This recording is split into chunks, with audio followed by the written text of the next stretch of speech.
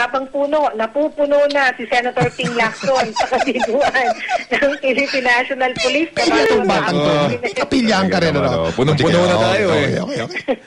Sabi niya puno Ayan, napupuno na nga si Senator Ping Lacson sa kabiguan ng PNP na masawata ang mga krimen. Tinukoy nito na kabi-kabila at walang habas ang mga krimen ngayon. Malimit ang holdapan, nakawan at patayan kahit tirikang araw. Isinisi ito ni Lacson sa kakapusan ng mga pulis na nagpapatrolya at sa kawalan din ng sistema ng pagpapakalat ng mga bantay sa lansangan. Itinagmalaki ni Lacson na noong siya ang Director General ng PNP, napababa niya ng 73% ang mga krimen dahil sa police visibility. Nagpakalat siya ng maraming pulis at nagpadagdag din ng mga tauhan ng MMDA at ng mga barangay tanod sa mga lugar na malimit ang krimen. Kanya rin pinatulong ang Philippine Marine sa pagpapatrolya sa mga commercial centers, sukdulang may batikos ng militarisasyon. Ang pinuno ngayon ng PNP na si Director General Nicanor Bartolome ay spokesman ng PNP nung si Lacson ang namumuno dito ng ERAP administration. Samantala dito sa area ng Palanan, Makati, pabugso-bugso ang mahinang ulan. Sa ngayon, paambon-ambon at makulilim. Ang inyong kapuso, Team Sara Velo, nagulat sa Super Balita sa Umaga, Nationwide.